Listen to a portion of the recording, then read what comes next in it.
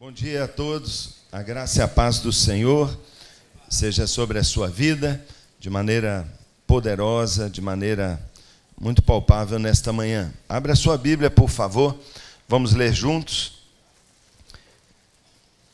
Na carta de Pedro, 2 Pedro, capítulo 1, a partir do verso 3. 2 Pedro, capítulo 1, do verso 3 ao verso 11. Podemos ler? Então me acompanhe, por favor. Um dos textos mais encorajadores para mim no Novo Testamento. Um dos textos que mais me fortalece, que mais me anima e que mais me explica também, não só o que Deus já me deu, mas o que eu tenho que fazer com relação àquilo que Ele já me deu para completar a sua obra. Tenho certeza que todos que estão nesse salão nesta manhã, têm o desejo mais íntimo e sincero de serem poderosamente usados por Deus, de completarem a sua obra, de viverem para a glória dEle, de causar um impacto no mundo tão carente como o que nós vivemos. Tenho certeza que os olhos que assistem as desgraças ao nosso redor é igual ao meu e é igual ao do nosso Senhor. Tenho certeza que você não está insensível ao tamanho do problema que nós estamos envolvidos. Tenho certeza que você sabe muito bem que a igreja é a única esperança, a única resposta para mudar esse mundo e para levar esse povo de volta para Deus.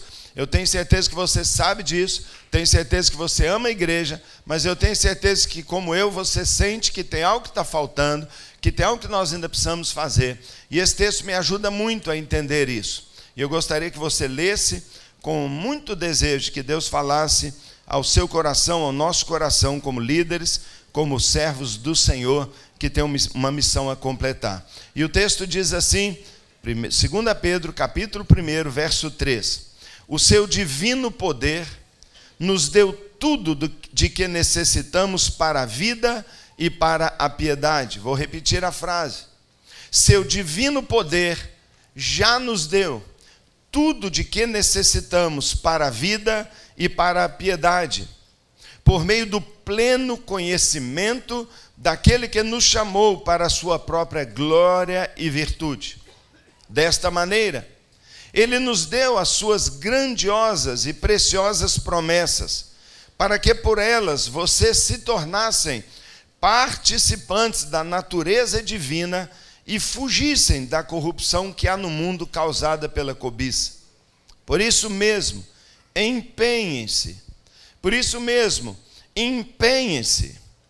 Seu divino poder já nos deu tudo, mas empenhem-se, sua parte, para acrescentar à sua fé a virtude o conhecimento, ao conhecimento divino o domínio próprio, ao domínio próprio a perseverança a piedade, a piedade a fraternidade e a fraternidade o amor. Porque se estas qualidades existirem e estiverem crescendo em sua vida, elas impedirão que vocês, no pleno conhecimento do Senhor Jesus Cristo, vivam a incoerência absurda de serem inoperantes e improdutivos. Não pode. Portanto, irmãos, empenhem-se, de novo, empenhem-se ainda mais para consolidar o chamado e a eleição de vocês, pois se agirem dessa forma, jamais tropeçarão. E assim vocês estarão ricamente providos para entrarem no reino eterno do nosso Senhor e Salvador Jesus Cristo. Seu divino poder nos deu tudo do que necessitamos para a vida e para a piedade, através da experiência que você teve com Jesus. Por isso mesmo, empenhe-se para acrescentar àquilo que Deus já te deu, muitas virtudes. Que Deus abençoe a sua palavra lida e fale ao nosso coração. Feche seus olhos mais uma vez, para nós podermos orar. Nós te damos graças, Senhor, porque o Senhor está aqui conosco. Te damos graças porque o Senhor habita em nós e no meio dos louvores, e cremos que o Senhor está aqui. Tua glória enche este lugar, Senhor. E cremos que o Senhor sopra neste lugar um sopro de vida. Cremos que o Senhor está aqui para nos abraçar, para nos revelar mais da sua glória. Pai, por isso, neste momento, nós te pedimos, Pai, ó Deus, nós queremos ser sensíveis à sua presença. Renunciamos, Deus, a toda incredulidade. Renunciamos, Pai, a tudo aqui, ó Deus, que nos faz distrair da sua presença. Cremos no que a sua palavra diz. Cremos, Pai, naquilo que a sua palavra afirma. Cremos que onde 2 ou 3 se reúnem, ali tu estás. Por isso cremos, Pai, que o Senhor está aqui tão perto, que podemos te tocar, tão perto, que podemos experimentar o Senhor nesta manhã. Pai, por isso recebemos pela fé o teu amor, teu poder, nos agarramos ao Senhor nesta manhã. Tua presença aqui, Deus, é céu para nós, Pai. É um céu para nós, Pai. Oh Deus, que toda mentira que o inimigo tem colocado em nossa mente, Pai, oh Deus, seja neste momento anulada, Senhor. Oh Deus, nós, Pai, queremos que o Senhor anule toda mentira, Pai, do inimigo sobre a igreja, sobre Deus, sobre nós.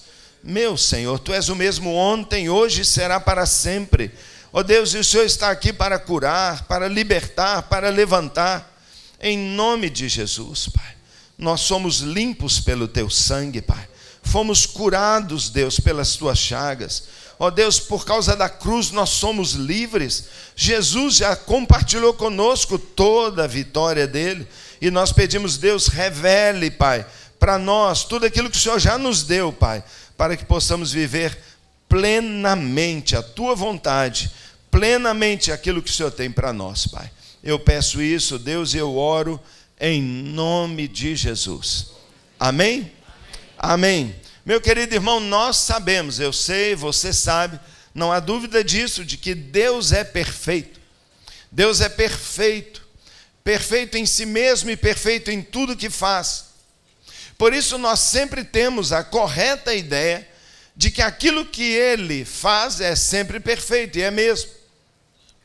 E nós também acreditamos de forma correta que aquilo que Ele nos dá também é perfeito. Mas o texto que nós lemos aqui agora, ele fala que nós podemos, e por favor, como diz um amigo meu, põe amor nas minhas palavras. O texto diz que nós podemos desenvolver ou até melhorar aquilo que Ele nos dá. E nós precisamos entender isso para não cometermos uma ofensa a quem tanto amamos e respeitamos. Tudo que Deus faz é completo, é perfeito. Mas o texto diz, o texto afirma que Ele já nos deu, que já está em nós, que nós estamos plenamente aptos, capazes, nós temos tudo que nós precisamos para ser e fazer o que Ele espera de nós. Mas o autor, o apóstolo Pedro, diz para nós que mesmo assim sendo, sobre isso que Ele já nos deu, nós devemos acrescentar algo, ou seja, nós podemos melhorar aquilo que Ele já nos deu. E nós só podemos entender isso se a gente compreender que aquilo que Ele nos dá é como uma semente. Ele nos dá tudo, mas é como uma semente que precisa ser plantada, cultivada e tornada realidade na nossa vida. Muitas pessoas sabem que Deus já fez tudo e descansam numa posição confortável, dizendo, o que Deus quiser fazer, Ele vai fazer. Eu não tenho dúvida nenhuma que está dentro de mim, que já está em mim, no meu caminho, tudo aquilo que Deus quer fazer através da minha vida. Mas eu não posso ir para a minha casa, eu não posso ficar lá no meu gabinete, eu não posso viver uma vida tranquila dizendo, bem, o que Deus quiser, Ele vai fazer. Aquilo que Deus já determinou vai acontecer.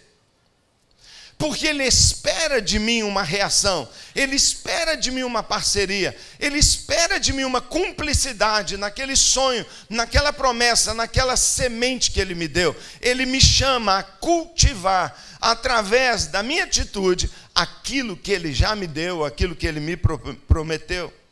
E à medida que cuidamos destas sementes, ou seja, daquilo que já nos deu, ela recebe e transforma-se, não é, numa árvore, que aí sim pode produzir muitos frutos. O que Deus nos dá então, e Ele nos dá tudo, mas é como uma semente que eu preciso melhorar.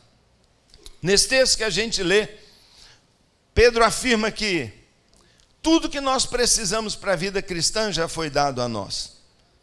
E ele dá aqui uma sequência, não é? Uma sequência de virtudes que nós devemos ir acrescentando aquilo que ele já nos fez. Ele diz que nós não precisamos receber mais nada porque nós já temos. E na verdade, aquilo que nós já temos, nós temos que tornar realidade. É isso que ele nos desafia. Isso me conforta muito, sabe por quê? Porque durante muito tempo eu corri feito um doido a tantos lugares, a tantos congressos, a tantas fontes, imaginando que está faltando algo, eu preciso receber algo. E um dia Deus falou comigo: olha para dentro de você. Eu já estou aí em você. Eu já habito em você. Toda a minha plenitude está em você. Mas, Senhor, como então isso sai de mim? Como então isso se transforma em sonho, em realidade? Como então, Deus? Ele diz: empenhe-se por acrescentar à sua fé aquilo que você sabe, mas não vê.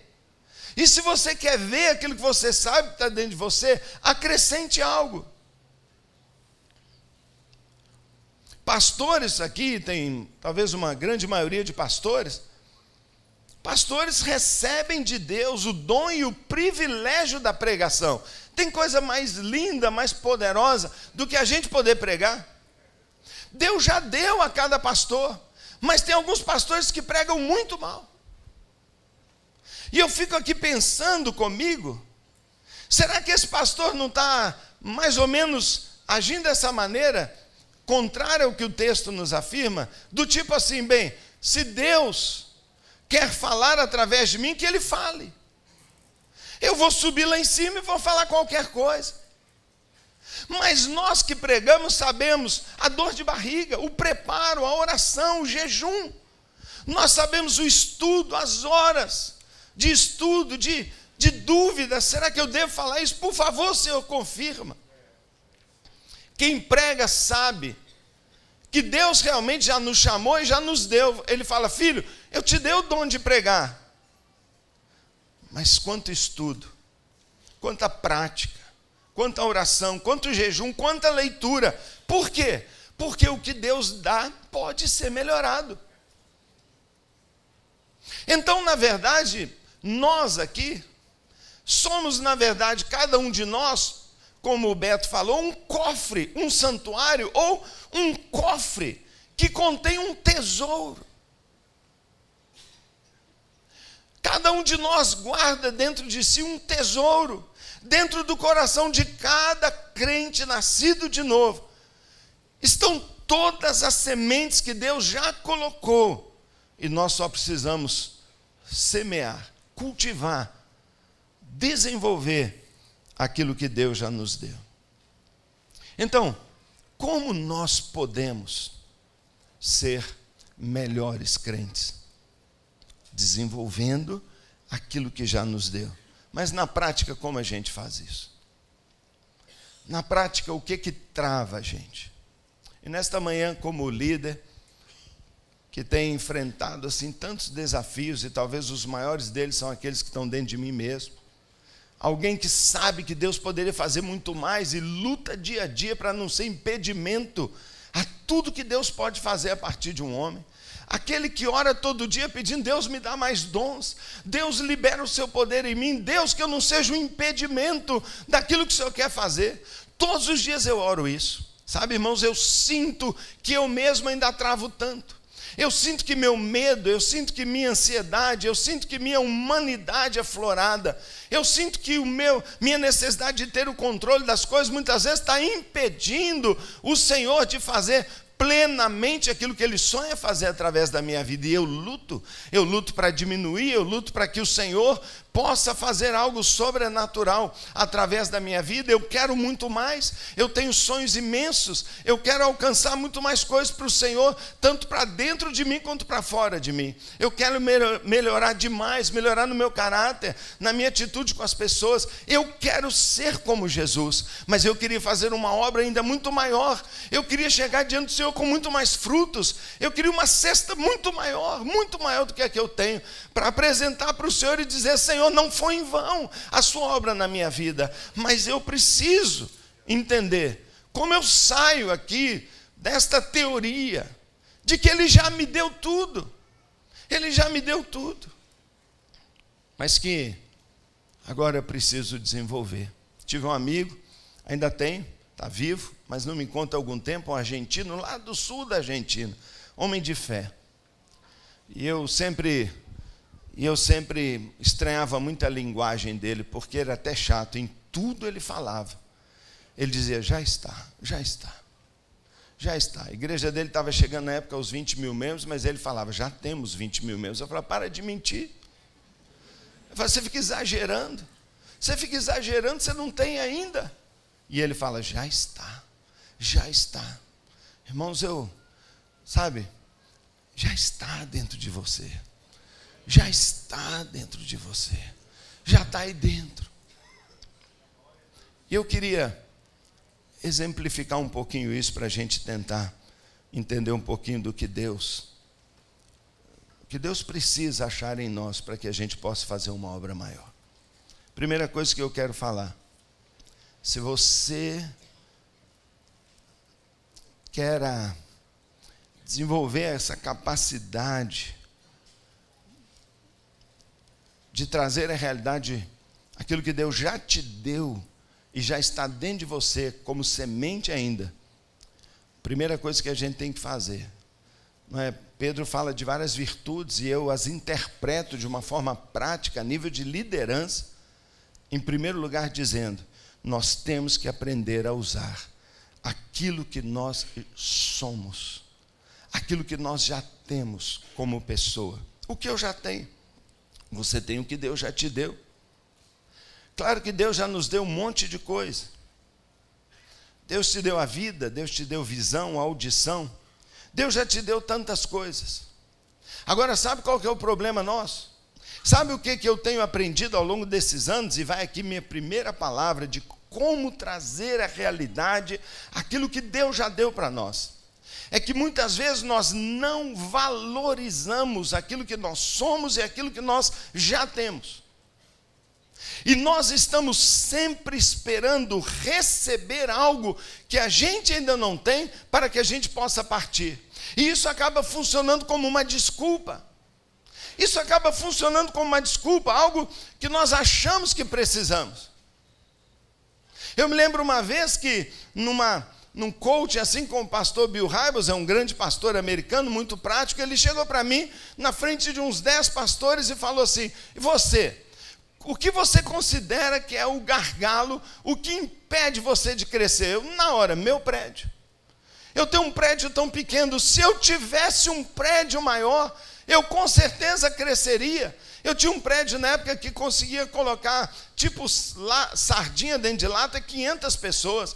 E eu falava: como eu vou crescer se eu tenho um prédio de 500 pessoas? Ele riu, e ele falou assim: enquanto você ficar olhando para aquilo que você não tem, você jamais vai alcançar aquilo que você não tem. Hoje eu percebo que eu não preciso de prédio nenhum. Hoje eu percebo que às vezes o prédio me atrapalha, o prédio para mim é um impedimento, o prédio é um fator limitador, o prédio me põe limites, me põe paredes, mas eu sempre pensava, durante anos, se eu tivesse uma música como essa, se eu tivesse um louvor daquele, se eu tivesse um ministério como aquele, se eu tivesse aquele dom, se eu fosse como aquele pastor. Meu irmão, a igreja não é o seu pastor, a igreja não é o seu prédio, a igreja não é a sua música, a igreja sou eu sou a igreja. Então, se Deus quer fazer algo através de mim, Ele já me deu aquilo que eu necessito. Para provar minha tese, eu quero chamar você a história de Davi. Agora perceba, Deus chama Davi e diz assim: Davi, você vai ser rei. Unge ele rei e diz: você agora já está cheio do Espírito Santo. E o Espírito Santo se apoderou dele. O rei estava ali dentro dele. Já estava ali. Ele já era, por vontade do Senhor, o rei de Israel. Mas agora vamos ver isso se tornando realidade. Ele está apenas cuidando das ovelhas dos seus pais. O que ele é? Um pastor. O que ele é? Um pastor. E como aquele que cuida da casa do pai nem vai à guerra, ainda nem tinha idade para ir na guerra, o seu pai diz, vai lá levar um lanche, vai levar uma comida para os seus irmãos e me dá notícia de como está a guerra. Você conhece a história, quando ele chega lá, está todo mundo acuado, todo mundo com medo, ele fala, o que está acontecendo? Ele fala, olha o tamanho do homem lá embaixo. O Golias está lá dizendo, ninguém vem lutar comigo não. Desafiava Deus, desafiava o povo de Israel, e a indignação daquele espírito que já está dentro dele, desperta nele o rei. Desperta nele o rei que já está dentro dele. Por quê? Porque tudo que Davi precisava para ser rei, já estava nele. Tudo que ele precisava para assumir o trono e governar com esplendor Israel, já estava nele. Mas por favor, Paulo, ele é um pastorzinho. O que ele sabe fazer? Ele sabe cuidar de ovelha. Mas o que Deus disse que faltava para Israel? Ele diz, eu suscitarei um rei que será como um pastor para o meu povo. E o que ele era? Um pastor, e alguém diria, um menino, um pastor entende o que de governo, entende o que de batalha, entende o que de guerra, tudo o que ele precisa. Agora veja que interessante que ele é testado nisso. Indignado como um rei que ele é, ele diz, ninguém vai lutar com ele não? Eu falei, ninguém. Falei, então eu vou. Eu vou. E ele falou tanto e agitou tanto que a conversa chega lá na casa do rei, lá na tenda dele. Ele falou assim, um valente aí apareceu, ele quer lutar. Eu falei, traz o homem aqui. E Saul já prepara para achar um guerreirão. Quando vem aquele menino e fala assim, cadê o homem? Ele falou, sou eu. Não, traz um homem de verdade, não é esse aí não. Não é esse menino, 17 anos, você não tem nem idade para ser soldado. Ele falou assim, o que ele diz? Ele diz assim, eu sou pastor de ovelhas. Irmão, enquanto nós quisermos ser o que a gente não é, enquanto a gente quiser ser o que o outro é, quantos anos eu fiquei preso na minha salinha, no meu limitezinho, dizendo, se eu não virar alguém como o Márcio Valadão, eu nunca vou ser. E eu ficava olhando, e como é que ele fala? Ele faz assim, eu fazia assim. Ele fala assim, filho, e eu filho, não é mesmo? Imagina eu querer ser como o Carlos Alberto Bezerra, entendeu? Aí eu vou cantar com essa voz, como é? Ele é cantor, não é? Ele prega assim, ele tem uma vozerona, eu sou uma taquara rachada, ele tem um português assim, já viu o R dele? Eu nem R eu não falo, eu não termino as palavras, já viu falando? Não é? Eu falo tudo cortado, não é? Eu não termino as palavras. Agora ele fala um R, assim, você já viu?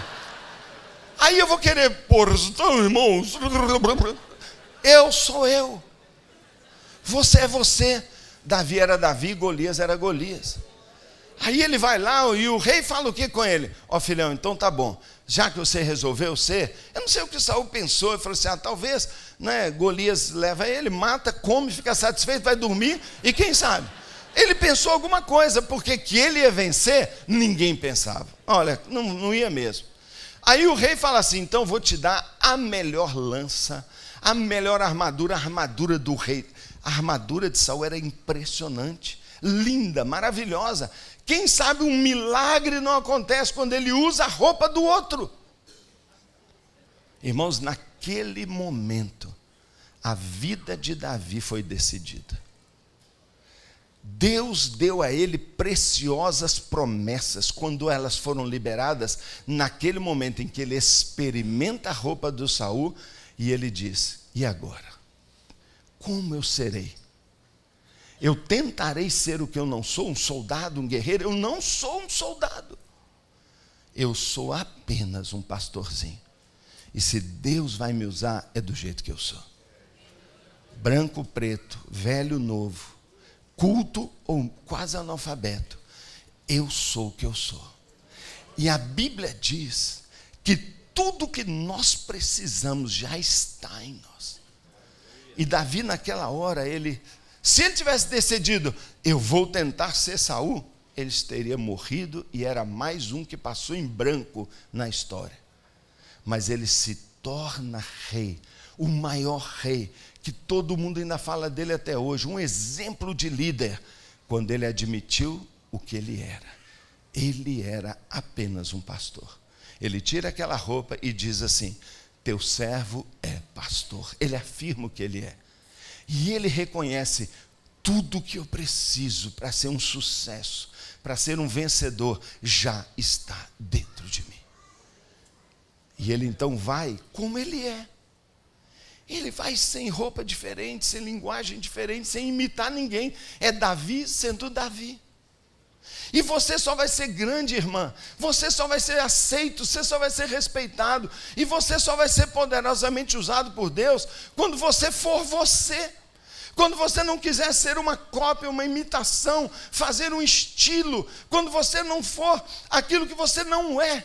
E Davi desce ali e diz: eu sou pastor, mas quando feras vêm tentar pegar minhas ovelhas, eu mato as feras. E da mesma maneira, esse espírito de pastor desperta dentro de mim, e essa fera está tentando pegar as ovelhas do Senhor, eu vou matá-lo.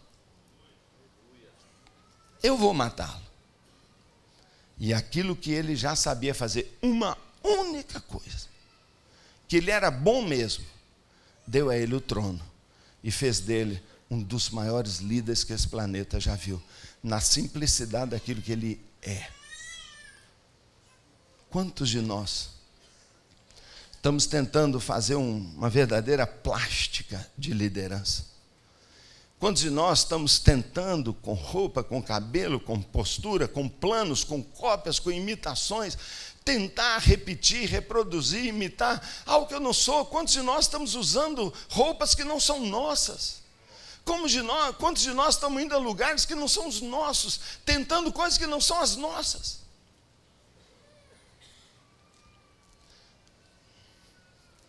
Tudo que nós precisamos, Deus já nos deu.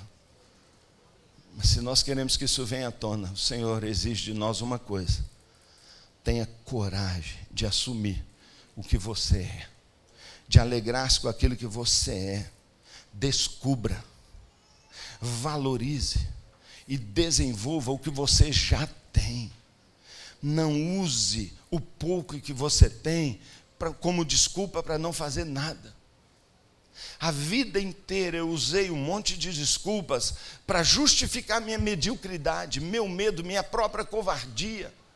Durante anos eu usei aquilo que eu não tenho como desculpa para deixar as coisas me imobilizarem. Não se compare com os outros. Você é único.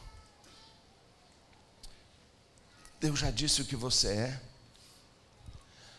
Seja você. E eu tenho certeza que Deus vai te usar. Segunda coisa que eu preciso fazer para liberar todo o poder de Deus que está dentro da minha vida. Então, meus irmãos, eu quero dizer para você que uma gravíssima decisão que eu tive que tomar da minha vida e que coincide com a virada ao mesmo tempo no meu ministério, foi quando eu olhei no espelho e eu vi eu mesmo. E eu aceitei que eu sou eu mesmo. E eu relaxei, sabe? Comecei a curtir. E comecei a gostar. E agradecer a Deus pelas poucas coisas que eu tinha. E me alegrar com o que eu sou. E se eu estou aqui cuidando de umas poucas ovelhas e o outro está lá no palácio, na festa dele, eu estou feliz de estar aqui, porque é o que eu sou. E foi neste momento que eu descobri, não é? Que eu descobri que aquilo que eu já tinha e a maneira como eu sou, claro, orando, desenvolvendo, caprichando, pedindo, clamando. Sabe, irmão, eu tenho uma enorme dificuldade para pregar, enorme. Mas todos os dias eu me ajoelho diante do Senhor e eu peço para Ele deve estar já enjoado de mim. Eu falo: Deus, me dá o dom de pregar. Deus, eu quero esse dom para eu pregar. Do meu jeito mesmo, como eu sou, mas me dá esse dom. Eu trabalho loucamente. Eu peço ao Senhor muitas coisas, mas eu não me deixo paralisar por aquilo que eu não tenho. Se eu não tenho, azar. Eu vou usar outra maneira, arrumar um caminho, porque eu vou valorizar o que eu sou. Talvez a gente vai continuar passando ano após ano, de congresso em congresso, de encontro em encontro, de experiência em experiência, voltando para casa e dizendo, ótimo, que maravilha, sem perceber, jogando tudo que Deus me deu numa gaveta e falando, vou esperar o próximo. E não entender que aquilo que eu já tenho, a minha fundazinha, é a arma que Deus vai usar para fazer maravilha através da sua vida. É a sua igreja, é o seu prédio, é o seu povo, é o seu temperamento, é a sua cara, é o seu dom, é a sua paixão, é o seu estilo, você mesmo. E quando você pegar tudo que você é com honra e alegria, dizer, Deus, foi isso que o Senhor me deu, e eu te entrego isso, eu te entrego o que eu sou, eu consagro plenamente o meu jeito, às vezes a minha gagueira, a minha feiura, a minha beleza, não é? A minha capacidade administrativa, ou a minha capacidade de pregação, ou ensino, seja o que for que você seja bom, é nisso que você tem que se destacar. Porque nós pensamos muitas vezes que vamos liderar a partir de superar nossos pontos fortes, nossos pontos fracos, nunca. Muitas vezes nós olhamos mais o ponto fraco do que o ponto forte. Nós fazemos isso com nossos filhos chegam em casa, a gente já procura no boletim a pior nota, a gente já procura o que está ruim. Muitas vezes eu fico olhando na minha igreja, as notas ruins da minha igreja, eu fico olhando só o que eu sou ruim. Então eu venho lá e vejo matemática, uma nota baixa, mas meu filho não vai trabalhar em ciências exatas, mas eu vou ver relacionamento, eu vou ver dom artístico, eu vou ver literatura, o cara só tira 10, 10, 10, mas eu nunca vejo o 10 dele, eu só vejo a nota baixa. Isso é liderar a partir do meu ponto negativo, ninguém sai do lugar assim. O que você é bom, o que Deus já te deu, é isso que vai fazer diferença, para você romper e ser diferente. É isso que vai fazer você ser abençoado. É isso que vai fazer você ser grandemente usado por Deus. Segunda coisa. Se o primeiro exemplo é Davi, o segundo exemplo que eu quero citar é Elias. Porque nós temos que ter, se queremos usar aquilo que Deus já nos deu e colocar isso para funcionar, você tem que ter coragem para ver o que as outras pessoas não veem. Eu não conheço uma arma mais poderosa na mão de alguém como nós, que quer fazer a vontade de Deus, do que a própria visão que Deus nos dá. Nós precisamos desenvolver a capacidade de visualizar os planos e os propósitos de Deus. Tem muita gente que só vê o natural, que só toma decisão em planilhas, que só toma decisão em base no natural, mas há muitas pessoas que têm feito algo extraordinário, porque enxergam o extraordinário que Deus consegue fazer, que Deus quer fazer. Veja Elias. Na época de Elias, o céu se fechou, não teve chuva por 3 anos, você também se lembra dessa história. Elias disse que só voltaria a chuva, não é? Quando ele desse a ordem para que a chuva voltasse. O pessoal riu dele, ninguém acreditou. Pensaram que ele era um louco. Como alguém vai dizer que controla a chuva? Mas o tempo foi passando e a chuva não caía mesmo. E eles começaram a entrar numa seca terrível. E ainda estavam já no 3º ano e 3 anos sem chover. Então o rei falou assim, chama aquele maluco lá, porque ele vai ter que dar ordem para essa chuva voltar. Deus mandou Elias voltar, e ele vai então, depois de 3 anos, uma seca terrível, encontrar-se com o rei Acabe. Você lembra do que acontece no Monte Carmelo? Você lembra como o fogo desce ali? Ficou claro que Deus é o único Deus, o povo se arrepende, mata os profetas de Baal, o povo está agora diante de Deus, há um avivamento, Israel se arrepende, volta para Deus, e não cai uma gota, não chove. Elias sabia e tinha dito, quando o povo se arrepender, quando o povo voltar para mim, vai chover. mas não choveu. E às vezes eu também tenho essa sensação de que nós estamos fazendo tudo certinho. Está tudo bonitinho, mas cadê o sobrenatural? Cadê a resposta de Deus? Parece que a gente trabalha, arrepende, busca, e parece que as coisas não acontecem.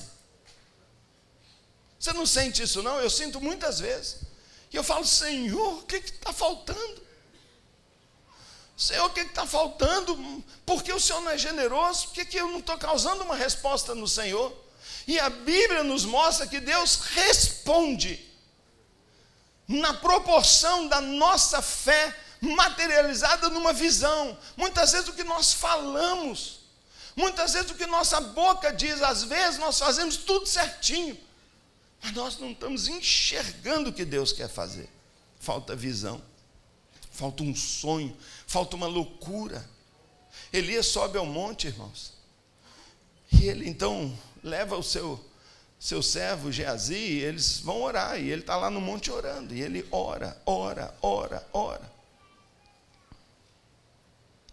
E o texto diz que ele ora 7 vezes. Eu pergunto, como ele consegue insistir tanto e ficar tanto tempo em algo que não funciona? Sabe por quê? Porque ele via algo que os outros não viam. Meu irmãozão, quando você está querendo desistir, quando começa a vir uma incredulidade, quando você começa a levantar questões, questionar seu chamado, questionar Deus lá no íntimo, quando você começa a culpar seu povo, dizer que, poxa, então é tudo falso, meu povo não está nada arrependido, porque você vê, não cai uma chuva, você está vivendo um tempo de sequidão ministerial, meu irmão, nós temos que ter a coragem, para poder dizer que o problema não está em mais ninguém a não ser em nós que somos os líderes. Porque Elias falou assim, olha, a responsabilidade é minha. Por que ele não foi culpar o rei Acabe? Falou assim, o povo voltou para Deus, mas você, rei, você não mudou. Quantas vezes nós ficamos esperando que o nosso país vai melhorar quando nossos governantes melhorarem? E porque a gente fica dizendo que é o governante que tem que melhorar, a gente não sobe ao monte. Mas Elias falou assim, Acabe, vai para o seu palácio, isso não é problema seu. Quem tem que mudar o mundo sou eu. E ele sobe ao monte, e ele vai orar, e ele vai insistir, e alguém diz não, e o outro diz não funcionou, e o outro diz não funcionou, e diz não funcionou. Bem, eu teria ido embora. Contanto que eu oro, eu teria ido embora. Na 3ª, 4ª vez. Como esse homem continua ali? O que ele estava vendo? O texto diz que na 7ª vez, ele falou assim, vai lá e vê. Aí o moço diz, agora eu estou vendo. Ah, agora você está vendo o que eu já estava vendo. Eu já vi. Ele diz, Acabe, vá para o palácio, porque senão uma tempestade vai te pegar. Não tinha uma nuvem. Ele já via. Irmãos, Deus já nos deu tudo. Mas o que nossa boca está falando? Como nossa atitude tem sido? Se não houver da nossa parte a fé, e ele fala disso, acrescente a essa semente uma fortíssima dosagem de fé. E como eu expresso a minha fé? Vendo, falando de algo que os outros não veem. Eu já contei para vocês quantas vezes já contei para vocês. Nós vamos construir uma sede campestre e vamos lá num mato horroroso. É só mato, carrapato para todo lado. Mas o meu arquiteto fala assim, aqui vai ser o mais lindo acampamento. Aí a gente faz um projeto, faz um orçamento e todo mundo naquela sala diz, que pena, foi muito legal o sonho. Impossível. Impossível. Com o que essa igreja tem, com a pobreza dessa igreja, nunca nós vamos ter um lugar desse. E eu não sei o que aconteceu. Mas Deus no meu coração falou, pode começar. Comece a construir. Todo mundo falou assim, Paulo, não faça isso. Você vai só jogar dinheiro fora, depois vai mexer lá numas terraplanagens, você vai jogar fora. Pouquinho tempo depois estava totalmente pronto. Por quê? Porque tem algo no líder que Deus dá para ele. Deus fala com ele. Nós fomos construir nosso prédio, temos vários prédios, mas um prédio é muito bonito, bom, confortável. Custou milhões. E eu já contei para vocês como que, não é, no meio dessa obra, estava começando, já as fundações, já tínhamos gastado milhões. Mas uma irmã entra na minha sala e fala assim: olha, Deus manda dizer para você. E ela vem toda cheia do Espírito, toda reteté, sapateando, falando em línguas. E ela vem assim, e ó, é uma santa, mulher que eu amo, que admiro, até hoje eu bato continência para ela, até hoje. Mas ela entra na minha sala com todos os meus pastores, atrevidamente, não é? Só eu para aguentar. Se fosse o Beto, matava ela ali. Se fosse o Beto, já tinha feito um ensopado dela, né? Botava um creme de leite, virava estrogonofe. Eu fiquei lá tremendo. Eu fiquei lá assim, meu Deus, eu pequei contra Deus, porque ela diz assim: Deus vai exercer juízo sobre você agora. Você é louco. Deus está vendo sua arrogância. Deus está vendo a sua vaidade. Isso tudo é vaidade sua. Eu falava, Deus me falou, Ele me deu a visão. Ele falou, pode ir. Eu falei, o que é isso? Aquela mulher falou assim: pois Deus vai te humilhar agora diante de todo mundo. E esse prédio nunca vai passar do lugar onde ele está agora. E esses ferros ficarão lá, porque tinha assim, uns pilares enormes com as pontas de ferro lá em cima. Assim, vai descer ferrugem. Eu vejo tudo enferrujado. E da rua as pessoas dirão: isso foi um louco que quis ser arrogante diante de Deus. Ela falou: todo mundo vai falar, isso aqui é a ruína de um louco. E eu estou lá ouvindo isso. Mas dentro do meu coração, Deus tinha me dado a visão. Eu vi o prédio pronto. Eu andei dentro dele. Eu sonhei, eu vi. Eu tinha certeza. Mas eu tive medo. Me ajoelhei e orei. E orei. E a mulher está lá. E os pastores estão, eu estou orando. Depois de uns 20 minutos, todo mundo inquieto, eu lá ajoelhado. Eu confesso que eu orei mesmo, foi os primeiros 10 minutos. Os outros 10 minutos eu estava lá pensando, por onde eu vou fugir? Eu pensava por debaixo da mesa, porque Deus não falava nada. E eu pensava assim, e se eu desmaiar?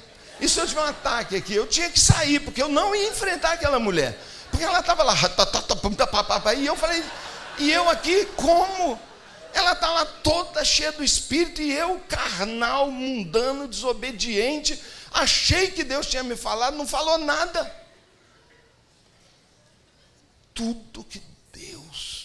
Tudo que você precisa para ser um grande líder já está dentro de você. Não importa se você é tímido, se você é como eu, se você é fortão, se você é alto, baixo, está dentro de você. Mas você tem que aprender a usar isso e acrescentar para funcionar. Em primeiro lugar, aceitar aquilo que você sabe fazer. Em segundo lugar, a visão que Deus te deu, crer nela, crer que é a linguagem de Deus para nós. Essa é a linguagem de Deus. E eu estava lá e falei, Senhor, o Senhor me abandonou. Ele falou assim, ô filhão, deixa de ser bobo. Eu não te dei a visão? Deu. Então, é mentira. Não caia nessa. Tem certeza? Claro. Aí eu levantei. Uai, sou eu, gente. Sou eu sendo eu. Aí eu levantei e falei, irmã, muito obrigado. Você é uma bênção, mas já pode ir, acabou a reunião. Aí ela falou assim, tá bom, pastor, mas a obra parou, né? Eu falei, não parou nada, vai continuar. Ela bateu na mesa. Pá, tem que parar agora. Aí eu falei assim, opa, então peraí, você é pastora ou é profeta? Porque como uma profetisa, você veio aqui, entregou uma palavra, pronto, está entregue, está comigo. Mas eu sou o pastor, eu sou o responsável, e não vai parar. Aí eu falei assim, ó, eu vou falar a última vez. Se você vai sair daqui agora, vai para casa e vai descobrir como é que esse speed engano entrou em você. Porque um speed engano do inferno entrou em você. Você é uma mulher de Deus, mas o diabo está falando pela sua boca. E se eu ouvir um assunto nessa igreja a respeito do que você falou, um assunto, eu vou te disciplinar publicamente e a profetisa vai morrer diante de todos. Aí ela ficou vermelha, feito um tomate, engoliu, falou, sim, senhor. E saiu, continuou batendo o pé, mas de outra maneira. Não era aquele sapateado, já era meio batendo o pé, e saiu brava. Os pastores comigo, tudo olhando assim, e falou assim: você tem certeza? Eu falei: tenho certeza, absoluta. Só que depois, no mês seguinte, o dinheiro desapareceu, e no outro desapareceu.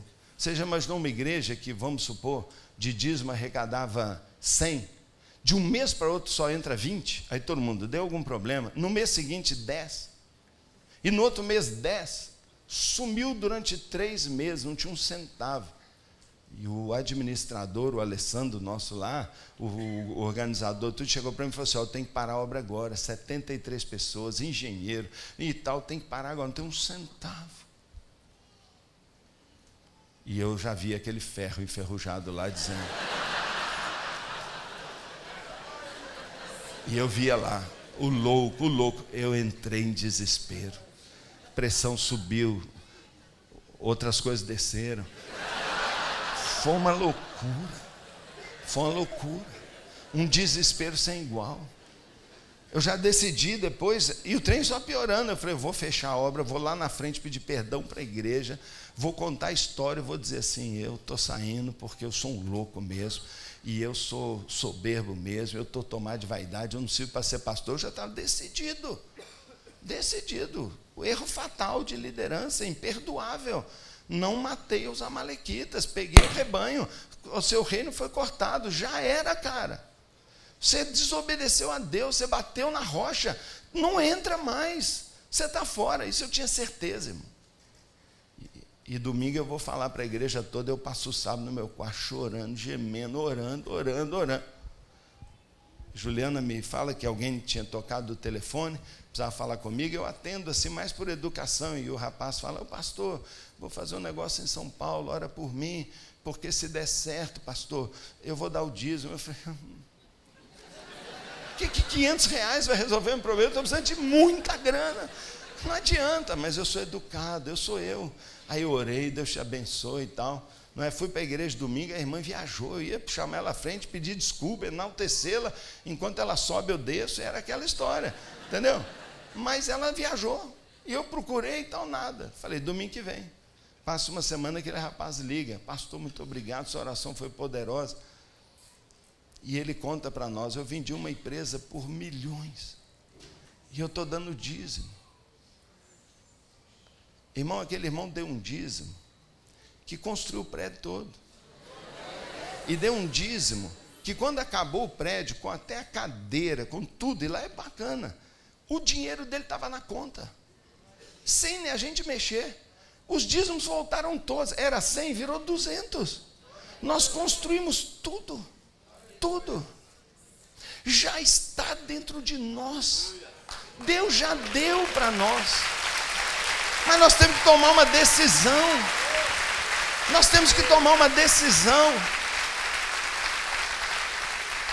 Andar pelo medo, andar pelo natural, ou ser guiado pela visão que Deus te deu.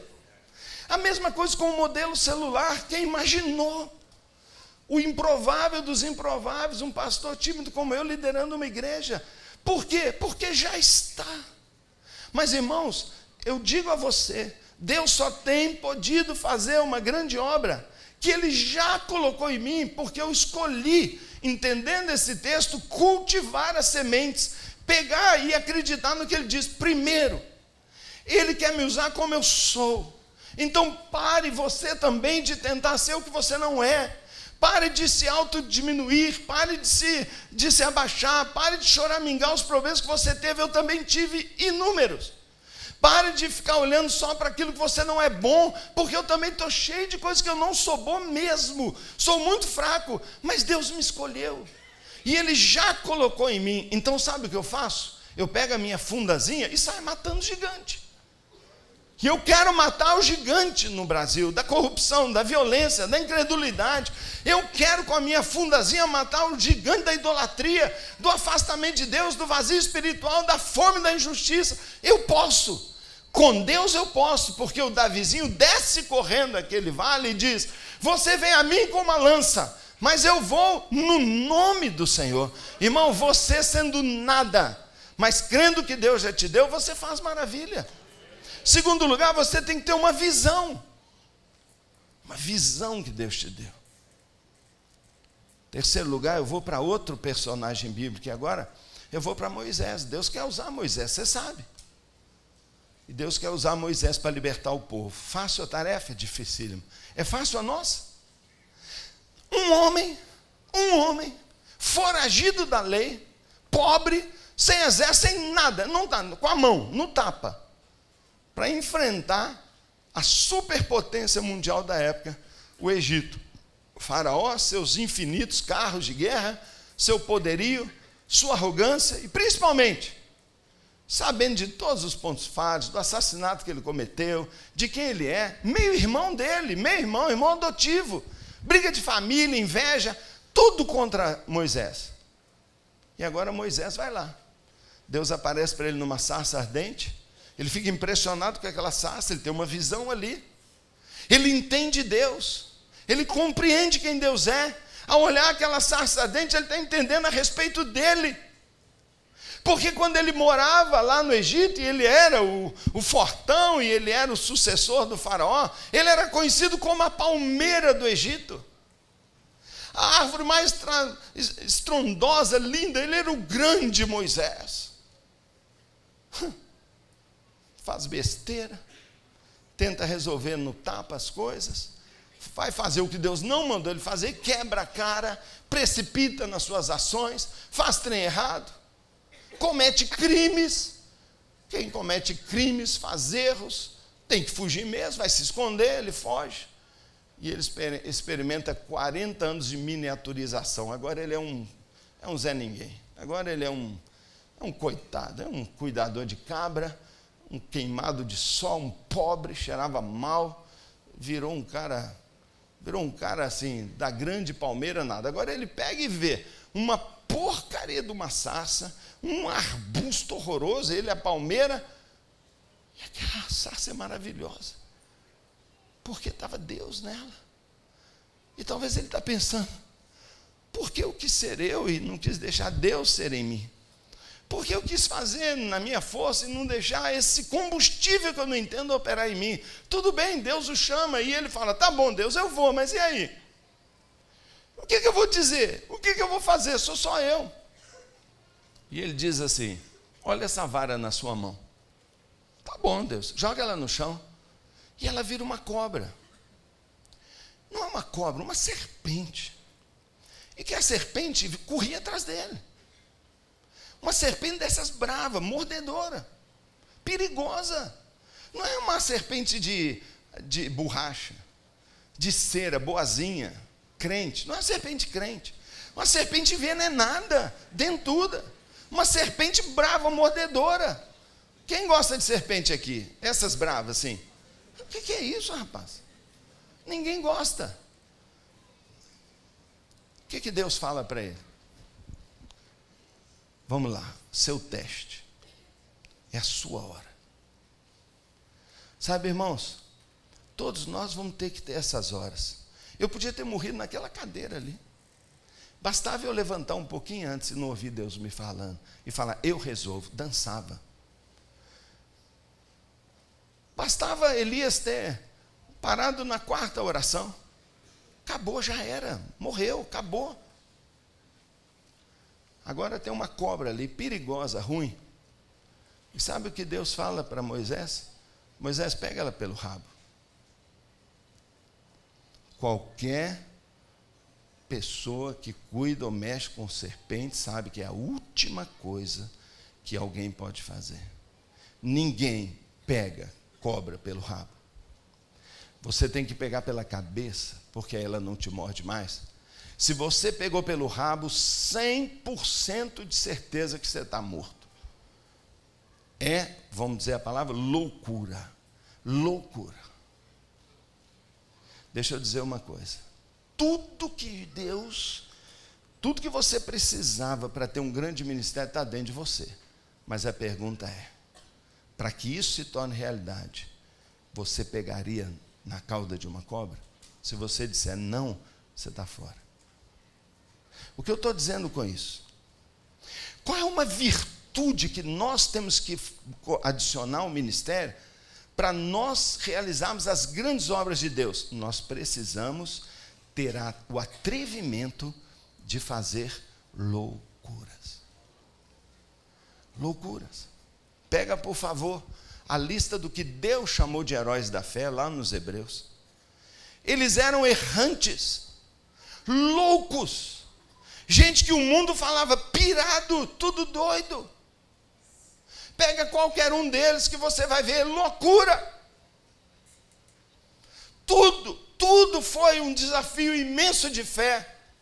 Gente que fechou a boca de leão, gente que engravidou a esposa com 100 anos de idade. Todos eles fazendo loucuras. E nós queremos ver as maravilhas de Deus fazendo o normal. Não arriscando, analisando tudo na base de tolerância ao risco, análise de risco. Ah, não pode. E as loucuras? Muitas vezes aquilo que Deus já nos deu só vai sair mediante a ousadia.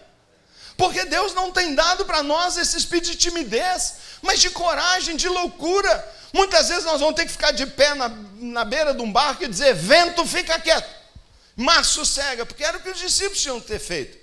O Senhor disse para eles o quê? Homens de pequena fé. E por que a fé deles se expressa? Na timidez. Por que você não deu ordem?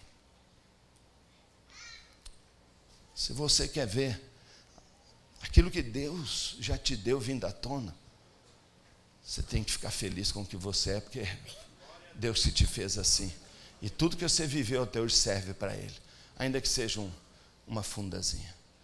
Se você quer fazer a maravilha de Deus, você tem que ter a coragem, não é?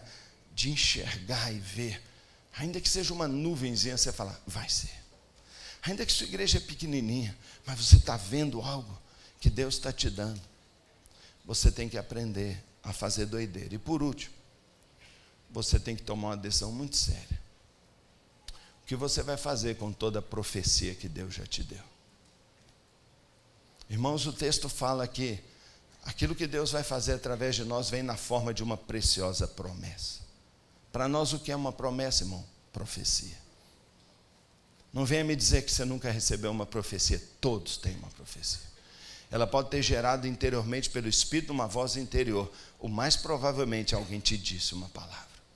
Muitas vezes me disseram muitas palavras. O que eu vou fazer com uma palavra? O que eu vou fazer com uma palavra? Por favor, observe na Bíblia. Observe na Bíblia. O Senhor chama os seus discípulos, todos, põe eles aqui na frente e fala assim: levanta a mão. E o Senhor diz para eles agora: levanta a mão, faz assim. E o Senhor levanta a mão dele e fala assim: pois eu dou a você agora toda a autoridade sobre demônios, toda a autoridade sobre espíritos malignos, toda a autoridade para curar, expulsar demônios e trazer o reino de Deus. É sua, pronto. Eles pegaram. Jesus mentiu, Jesus falhou, Jesus enganou. Perfeita, a obra de Deus é sempre perfeita. Se Ele falou, já é.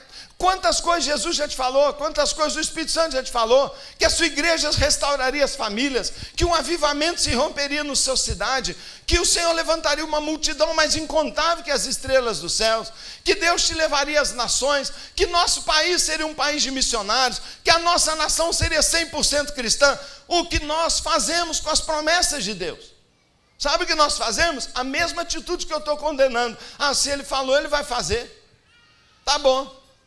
Os discípulos recebem o poder e começam a usar. E lá vem demônio, e eles estão lá. E vai demônio para todo lado. Eles voltam para Jesus e falam: Senhor, os demônios todos saem. Está funcionando, irmão. Talvez eles estão ficando até famosinhos. Os expulsadores de Israel. Eles deviam estar ficando famosos.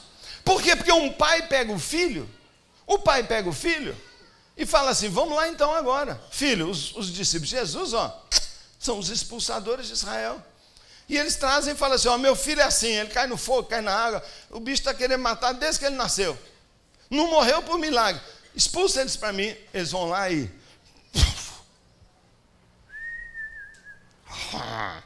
leva aquele susto. Já viu isso? Você já passou por isso, irmão? Não precisa levantar a mão, não. Não precisa levantar a mão. E aquela vez que eu fui expulsar o demônio, cheio de gente da minha igreja vindo, E o demônio está lá normal, mas de repente incorpora nele de um cão raivoso. O bicho mordia minha perna, mas assim, de um jeito humilhante. Mordendo. E sai, não sai, irmão. Bravo. Já passou por isso? Não precisa levantar a mão, não. Né? Depois você passa no confessionário. Já aconteceu comigo, irmão. Já aconteceu. Muitas vezes. Mas aconteceu com os apóstolos também. E eles ficam borocochô. Eles falam: Senhor, o dom que você deu é fajuto. O dom que você deu não funcionou. Eles estão bravos, eles estão tristes. E ele fala assim: se você deu o dom para nós, por que nós não podemos expulsar? Ele diz assim: eu esqueci de dizer que aquilo que eu já te dei, está dentro de você, precisa ser desenvolvido. Eu já te dei toda a autoridade, é uma semente, mas você tem que quebrá-la na sua plenitude. Uma parte vai, a outra depende de você. O pastor falou: nós já temos o Espírito Santo. Por que eu não consigo ver ele em você? Por que lá em casa você não parece nada cheio do Espírito Santo? Minha mulher deve perguntar isso muitas vezes. Falo: Paulo, cadê aquele Espírito Santo? Já está aqui, filha. Mas deixa ele sair então. Me ajuda aí, filho. Me ajuda aí, deixa essa unção vir, porque não é o que eu estou observando. Não é o que está aqui nessa casa. Já está, irmão. Mas por que não sai? Então, eu posso dizer que o dom que o Senhor deu para expulsar o demônio é fajuto? Não. Mas ele diz: essa casta, você tinha que ter jejuado e orado. Você tinha que ter acrescentado algo. Você tinha que ter feito algo. Você tinha que ter lutado. E a última coisa que eu te falo, irmão, é que se você recebeu uma palavra profética para o seu ministério, se não recebeu, eu te dou uma hoje. Eu te dou uma hoje sem medo de errar.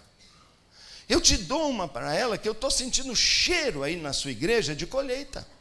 Eu estou sentindo cheiro de fruto maduro. Eu estou sentindo e já estou vendo cestos lotados, eu já estou vendo multidões, porque isso é uma promessa para nós, para qualquer igreja verdadeira nos dias de hoje. Mas o que você vai fazer com essa promessa? Vai orar e jejuar. Não entendeu, não? Pega o Jacó. O torto, o enganador, o cara queria a bênção do pai dele, queria ser o primogênito. Ele arruma um jeito e consegue a bênção. O pai dele abençoou ele ou não? Abençoou, gente. O pai dele tinha autoridade. E Deus disse que o que o pai falou passou a ser verdade. Ele era o primogênito. A prova disso é que a vida dele é um sucesso. Seu rebanho prospera. Tudo que haveria de acontecer na vida de um abençoado acontece na vida daquele homem. Claro que com problema. Mas agora, ele está riquíssimo. Ele é o primogênito e ele vai encontrar com o irmão dele o que ele trapaceou. Sabe o que acontece? Ele treme. Ele tem medo. Porque ele fala: eu não sou o primogênito. É ou não é? Irmão, ele era. Deus confirmou a bênção para ele 3 vezes. Deus apareceu para ele e falou: eu te escolhi. Deus deu para ele: eu te escolhi. Você é o meu escolhido. Eu sou o Deus de Abraão, Isaque e Jacó. Ele falou isso quantas vezes? Mas sabe qual é o problema?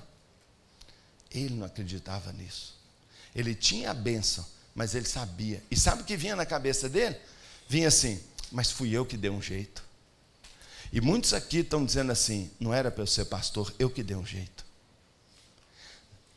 Eu estou na posição da minha igreja porque eu dei um jeito. E tem gente aqui que está ouvindo o diabo falar assim: você usurpou o lugar do seu ex-pastor. Tem uns que vão dizer assim: você só usou habilidade administrativa e humana, não foi Deus que te colocou lá. E aí, você está frito, irmãozão. Porque você não acredita em você. Você não acredita na promessa de Deus. E quem não acredita na palavra de Deus, não pense jamais que vai conquistar alguma coisa.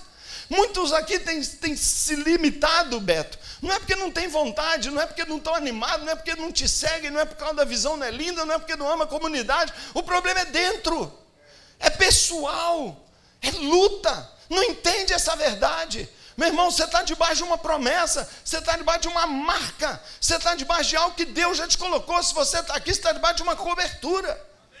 Mas você tem que entender que você tem que fazer algo. Sempre nós temos que fazer algo. E o que você precisa é tomar a propriedade, a autenticidade, a legitimidade do seu ministério e da sua posição em Cristo, porque foi Ele que te escolheu. Se você não crê nisso, irmão, para de liderar. Tranca num quarto e vai resolver sua questão, porque você não é líder se você não tiver certeza de que você foi escolhido pelo Senhor. Deus ama demais a Jacó. Deus tinha um plano para Jacó. O que Deus faz? Jacó manda a família dele, e nós estamos cansados de saber de Peniel. Vi Deus face a face, e a minha vida foi mudada. Mas o que aconteceu quando ele viu Deus? Gente, analisa direito. Como é que ele puxou Deus? Ele derrubou, mandou um laço, puxou o anjo lá de cima? Deus veio. Foi Deus que veio. Não foi ele que chamou Deus para a briga, não. Foi Deus que falou: vem cá, entra, vamos entrar no ringue. Você precisa lutar comigo. Não, não quero lutar não. Você vai ter que lutar comigo. Pá, um tapa nele. Vem, ô marica, pá, e começa a provocar. Eu vou lutar mesmo, então vem. Luta, cara. E eles começam a lutar. Me pega, me agarra. Você tem que tomar posse do que eu te dei, cara. Você tem que lutar por aquilo que eu te falei. Você tem que acreditar nisso. E eu acredito assim, poxa vida. Pum, bate na perna dele e fala assim: agora você lutou, você está entendendo? E você lutou e ganhou o que você queria. Você está lutando a sua vida inteira para ser um abençoado. Deixa eu dizer, olha aqui, eu te abençoei, para você nunca mais duvidar, para você parar com essa coisa. Eu vou te botar uma marca. Onde você for, você vai dizer: eu sou o primogênito, eu sou o proprietário da benção. É através de mim que Israel viverá. Eu sou Israel. Irmão, você não tem ideia do que uma identidade definida em Cristo e na promessa de Cristo faz com a vida de um homem.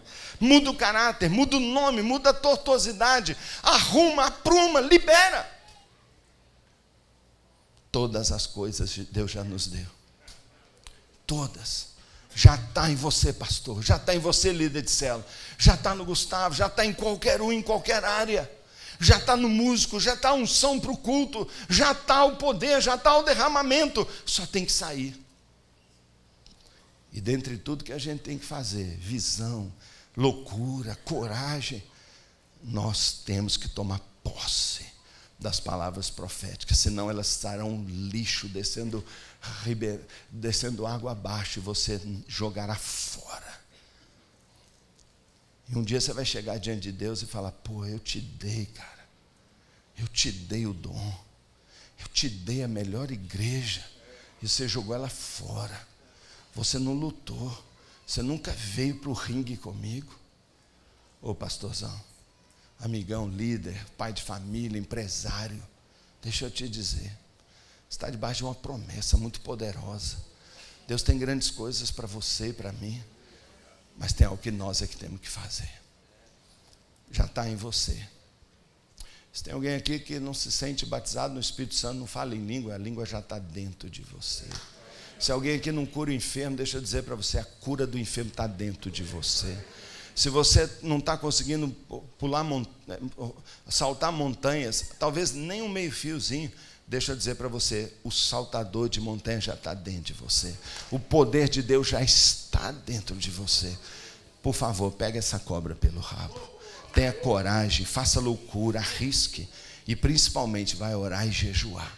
Vai orar e jejuar. Vai lá para o seu lugar secreto e sai de lá com a posse. Porque se você não tomar posse, se você não disser eu sou, é meu, eu já ganhei, você não vai ver isso. Quantas vezes nós já vimos aqui, o Eibe falar para a gente: alô, grande multidão. Quantas vezes eu falava com o Beto ontem, eu lembro do Eibe há anos atrás falando, anos, eu vou chegar lá em São Paulo, vou abrir uma igreja, já está aqui. Ele tomou posse, e nós temos que e fazer a mesma coisa, fazer a mesma coisa. Quantos Deus já te deu? Uma igreja de 1.000, 2.000, 10.000, 1 milhão? Está dentro de você. Você que tem que ver o que você vai fazer. Se você quiser ser um grande líder sem arriscar, esquece. Se você quiser ser um grande líder imitando os outros, esquece. Se você quiser ser um grande líder sem entender Deus, porque visão não é uma visão, é entender Deus. E se você quiser ser um grande líder desprezando as palavras proféticas, esquece. Agora inverte o contrário. Toma posse. E Deus vai te abençoar demais. Eu quero orar com você. Fica de pé para a gente terminar. Vamos orar.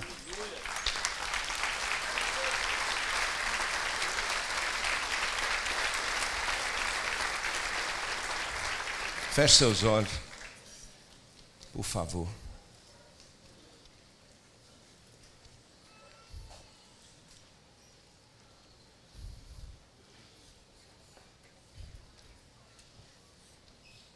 A palavra do Senhor diz para nós que a esperança que se retarda deixa o coração doente.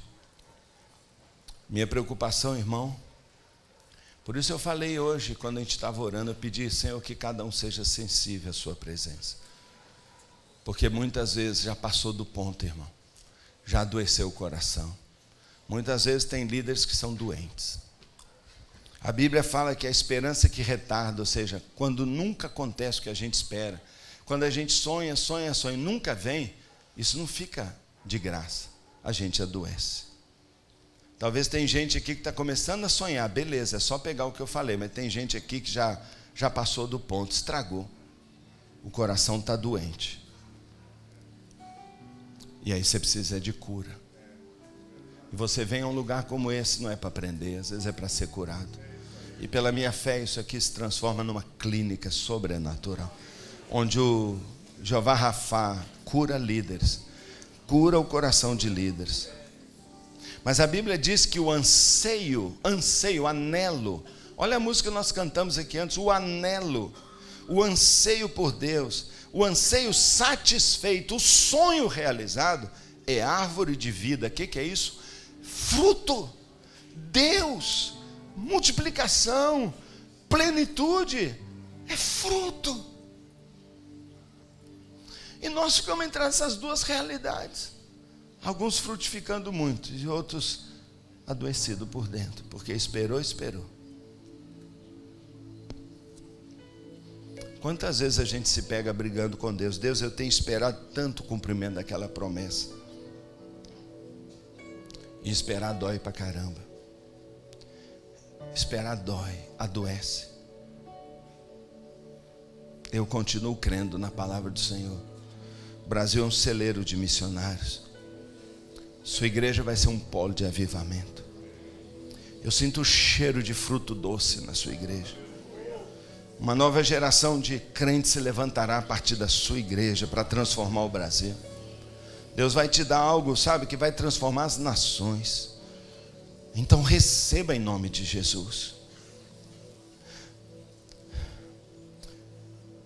Eu não quero ser mais um que lança uma palavra que você só vai escutar e ficar frustrado. Eu só quero te dizer, o que eu estou te passando é uma semente. Eu estou te dando uma palavra que vem embrulhada, você tem que desembrulhar ela.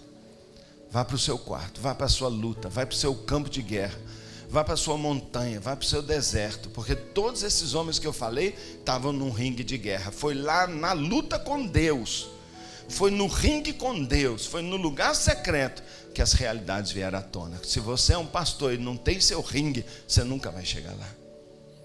Deus te dá uma semente. Uma sementezinha, pastor, vai abalar minha cidade? Sim, isso mesmo. Vou te dar uma semente, planto em você. Tudo que você precisa está aí dentro. Mas Deus, eu já queria receber uma árvore pronta. Eu só dou sementes. Eu só dou semente. Feche seus olhos. Onde você está agora? E eu vou pedir ao Senhor. Senhor, sopra aqui, Senhor.